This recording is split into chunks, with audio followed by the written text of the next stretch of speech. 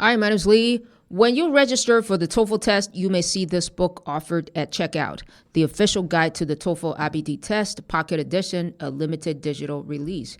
It costs about $26.5 after tax, and the guide is about 361 pages long. So a very natural question is, should you buy it?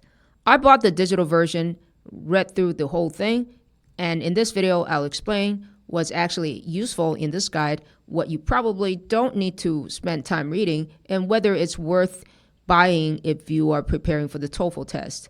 First, let's quickly look at what this book actually contains. By the way, if you're just starting your TOEFL preparation, I actually put together a free new TOEFL 2026 starter kit that you can download in the description. It summarizes the key timing patterns of the new test, includes all the official practice test links, and gives you a simple 2-week study plan so you don't have to read hundreds of pages before you start practicing. The guide is 361 pages long, but the first 40 to 50 pages are mostly general information about the TOEFL test. It explains the structure of the exam, how scoring works, and some general preparation tips. For brand new test takers, this overview can be helpful, but if you already understand the test format through some of the free practice tests, you can probably skim through this part fairly quickly.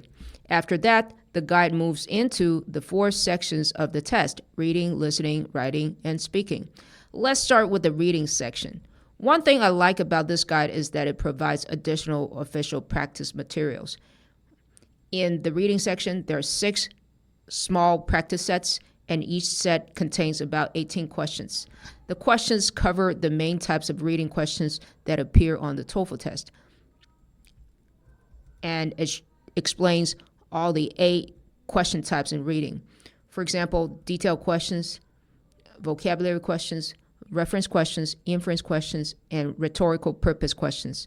Most of these question types already existed in the previous version of the TOEFL test, so in many ways, the reading section of the new test is not completely new. We all know that.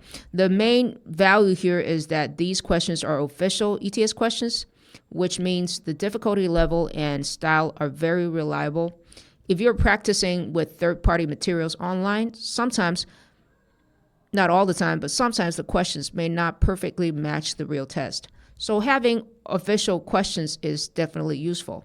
Next is the listening section. The listening section includes 5 small practice sets. Each set contains about 12 questions. In the real TOEFL test, you usually see more than 12 questions, of course, but here the purpose is mainly to introduce the question types and give you some sample practice. You also get the official audio recordings and the answer explanations.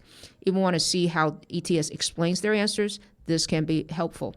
Then we move to the writing section. In the writing section, the guide gives you several example tasks for the 2 writing formats on the new TOEFL.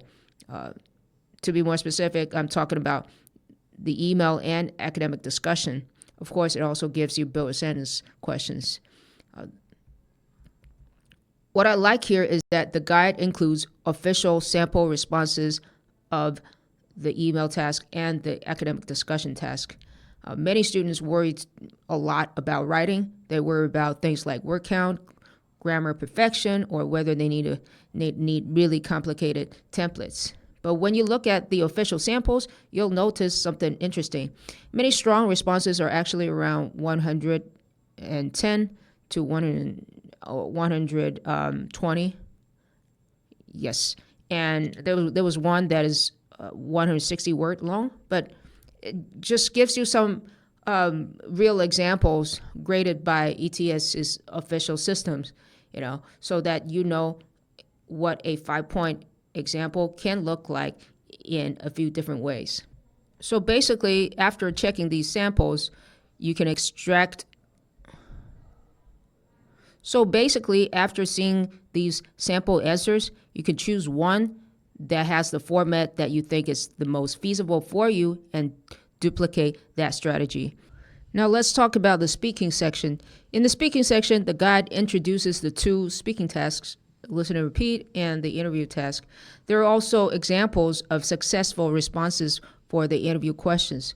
These examples are useful because they give you a benchmark for what a 5-point sample sounds like. A lot of people overthink in terms of their answers to the interview questions.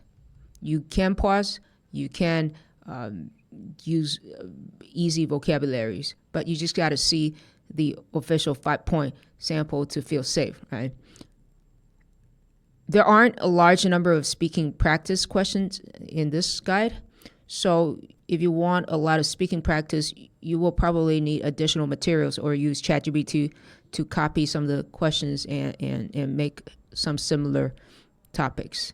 One more thing that I like about the speaking section is that it provides a description about how many syllables, the shortest, the medium length sentences, and the longest sentences in listen and repeat.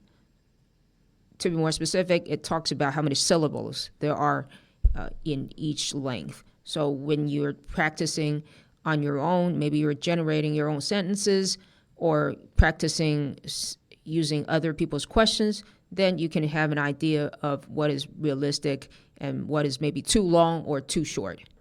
Finally, the guide includes one full practice test. This practice test is probably one of the most useful parts of the book.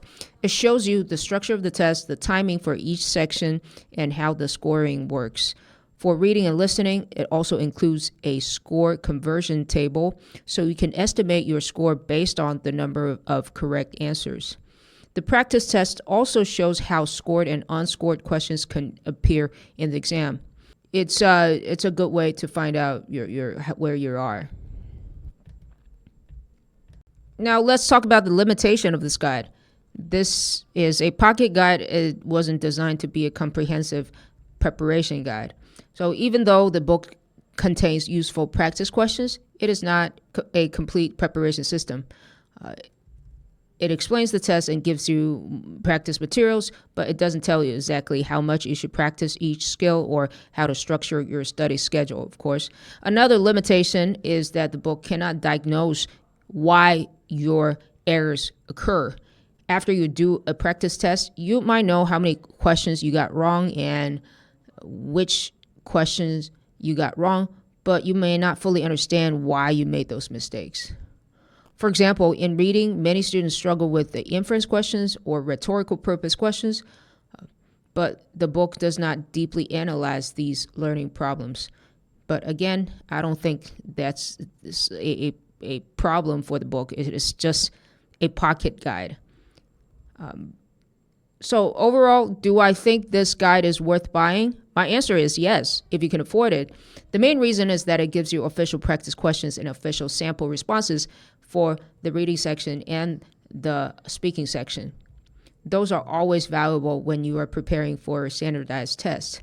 In the free practice tests out there, there are questions, but there aren't really many official samples for 5-point samples for the writing task and interview questions.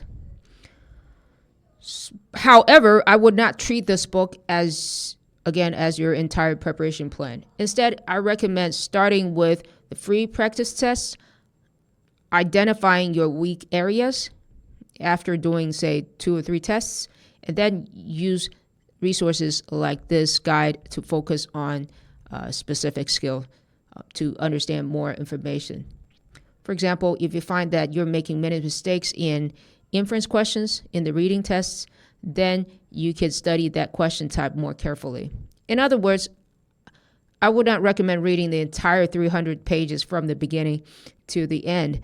It is usually more effective to do targeted reading of this pocket guide based on the areas where you need improvement.